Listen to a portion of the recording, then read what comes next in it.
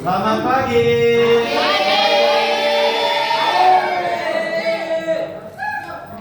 Kami dari kelompok 2 akan menampilkan hasil diskusi kami mengenai drama yang judulnya mengenai kelainan pada organ bagian dalam. Kami menyaksikan.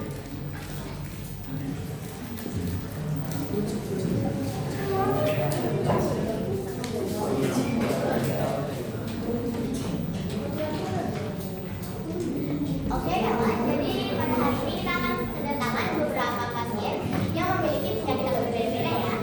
Jadi tolong disiapkan ya organnya.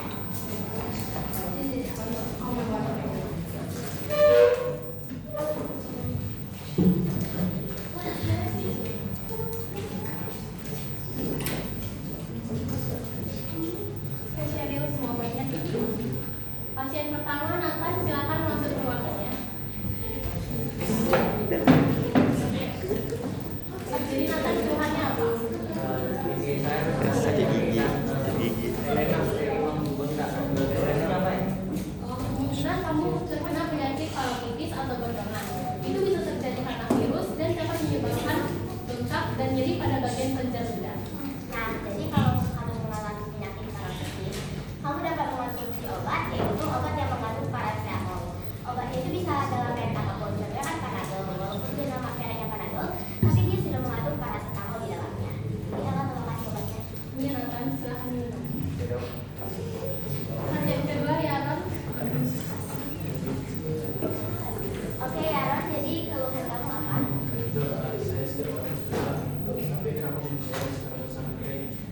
Nah, itu kemungkinan kamu terkena penyakit serostomia. Nah, itu adalah kondisi saat mulut kering karena kekurangan air liur. Nah, jadi kalau kamu mengalami penyakit ini, kamu dapat mengonsumsi obat penurun khusus yang mengandung xylitol, atau kamu juga bisa mengonsumsi permen karet yang tidak mengandung gula ya.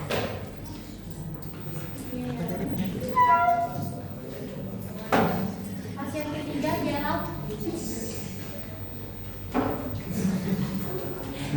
Bau kali. Oke, jadi keluhan kamu apa ya? Saya sakit udah 5 hari sakit.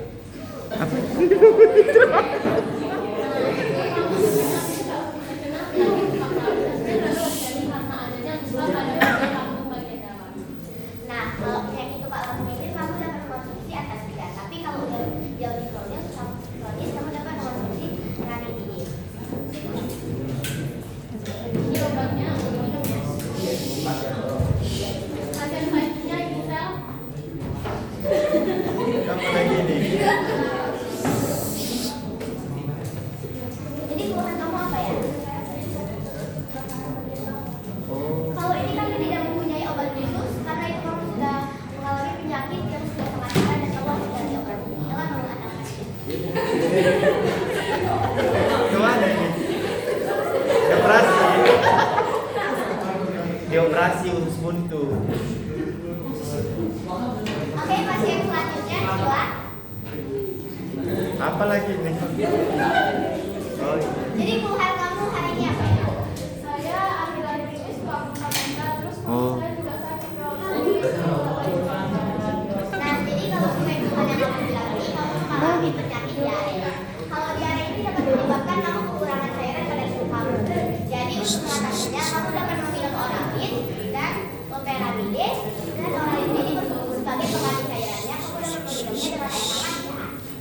Terima kasih ya dok. Oke, pasien terakhir Sonia. Nah, jadi keluhan kamu apa? Saya belum BAB.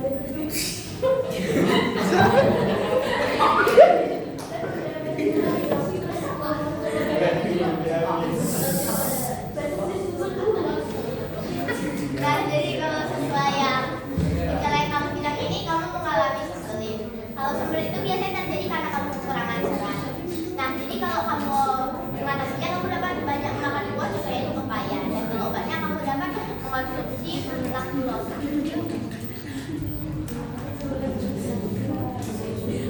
Enak kali.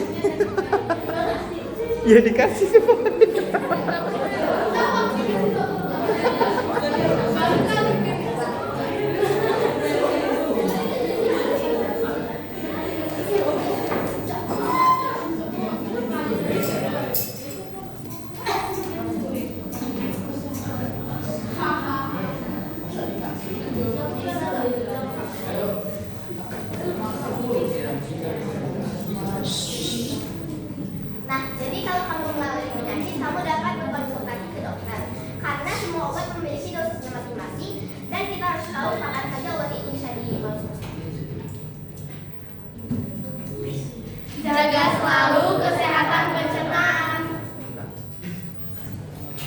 Oke, tepuk tangan dulu untuk kelompok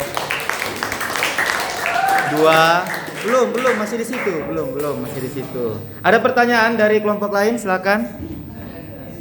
Ada kelompok lain? Ini materi yang seru ini. Seru dipertanyakan ini. Ayo. Seru ini untuk didiskusikan. Ayo. Atau kalian udah disogok mereka, jangan ada pertanyaan gitu. Oh iya, Petra, silakan. Silakan Petra. Lupa. Ayo, seru ini untuk didiskusikan.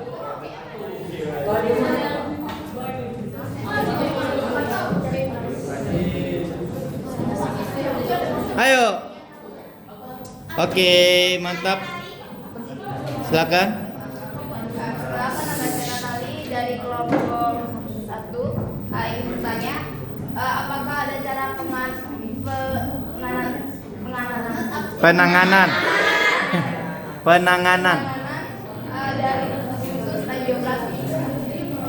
Sebenarnya kalau untuk radang usus penyakit yang diderita Gisel itu sebenarnya untuk penanganan lainnya selain operasi itu mungkin tidak ada, karena gini ya, karena radang usus itu termasuk penyakit yang sudah sangat parah dan harus segera diatasi, makanya dia itu harus segera dibawa ke UGD atau unit gawat darurat.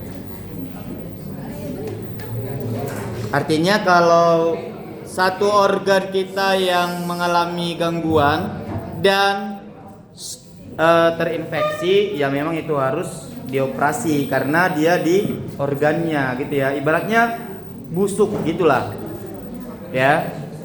Jadi harus diangkat atau dikeluarkan atau dipotong. Oke. Ada lagi yang lain? Silakan. Enggak usah.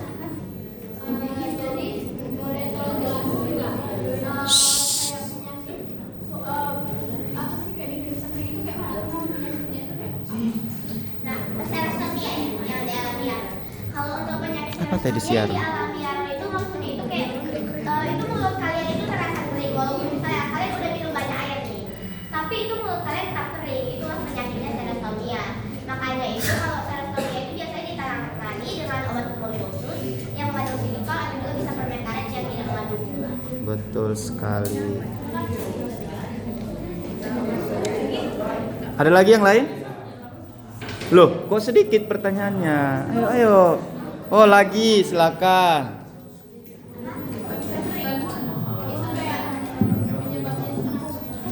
Penyebabnya katanya. Kalau serostomia itu dia itu ya sering karena dia itu mengalami ya karena itu memang gejala dari penyakitnya yang menyebabkan itu mulut kita ini mengalami kekurangan air liur. Nah karena itu makanya jadi mulutnya kering terus-menerus walaupun sudah minum banyak air. Itu penyebab air liurnya produksinya sedikit.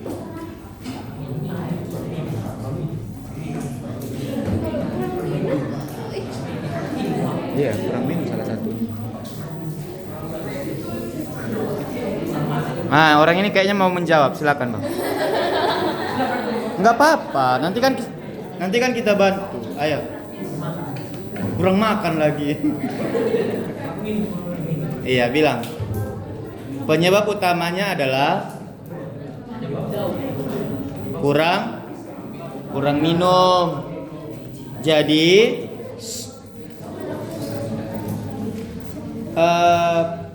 mungkin kalian bisa melihat teman atau kakak atau abang atau adik yang bibirnya sering pecah-pecah. Ya, itu salah satunya kurang minum. Pengakuan dia pasti selalu, saya puas kok dengan air minum yang saya minum. Saya bukan kekurangan, bukan, itu kekurangan. Oke. Tapi dia secara tidak sadar. Nah, makanya tadi disarankan banyak air minum, tapi merasa kayak sudah banyak air minum, maka perlu dibantu dengan obat. Penyebab utamanya tadi adalah kurang minum. Yang lain-lainnya boleh nanti dicari diagnosanya lagi, boleh dari internet atau chat langsung dari ke halo dokter, grab help, gitu. Ada lagi? Ada lagi? Ada lagi? Silakan. Berdiri dong. Berarti dan tidak pepaya itu apa juga bisa menyebabkan Apa? Oh, apa zat dalam pepaya sehingga menyebabkan diare. bisa melancarkan sembelit. Oke. Nggak apa-apa. Sebenarnya bukan kandungan zatnya, tapi karena kandungan pepaya. Nah, pepaya ini dia ini mengandung banyak kali serat. Kan serat ini tuh berfungsi dalam kayak dia itu membantu dalam proses pengeluaran feses itu.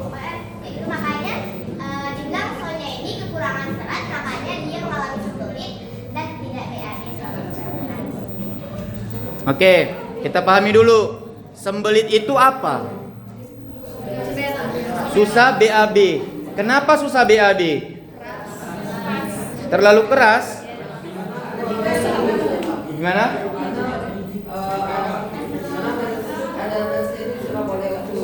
Besar sehingga pada feses tidak ada air, gitu ya. Nah, oke, dengar. Berarti karena keras, susah BAB, sehingga kayak udah ngeder gitu, tapi nggak keluar juga. Maka kita perlu serat di situ. Serat ini nanti akan membantu apa? Pengeluaran. Nah, istilahnya gini, di usus besar ada banyak air dan itu akan diserap kembali. Betul? Masalahnya terlalu banyak diserap sehingga mengakibatkan feses tadi kering. Nggak kering kali sih, nggak kering kayak daun kering, bukan ya, tapi sedikit air. Oke? Maka pepaya atau buah-buahan yang mengandung serat tadi akan membantu memberikan pengairan juga. Jadi didorong barulah keluar. Oke? Ada lagi yang lain? Ada lagi yang lain? Oke, silakan Andika. Tadi kan ada penyakit teror yang namanya tuberkuloskomia. Jadi apa yang terjadi jika penyakit teror tersebut dibiarkan terus menerus tanpa ada penanganan lebih lanjut? Apakah ada penyakit lain yang ditimbulkan? Oke, jelas sekali pertanyaannya. Bagaimana kalau itu tidak diobati, tidak diberikan penanganan?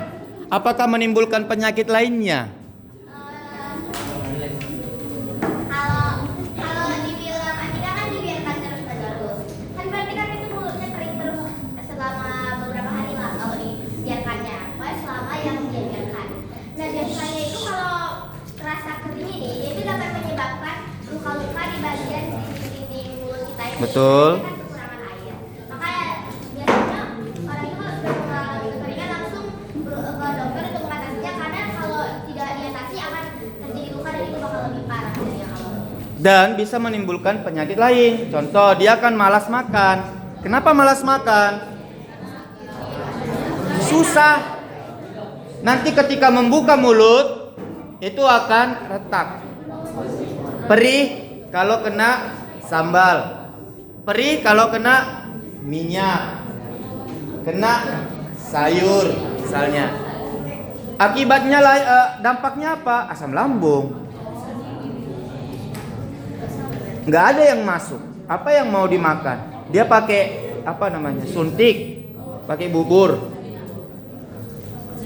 Nggak maksimal kan? Begitu, oke? Akan kompleks jadinya. Ya Andika. Oke, kita cukupkan di sini. Tepuk tangan dulu untuk kelompok 2. Kita dengarkan penilaian dari sini tadi ya. Silakan kelompok kalian.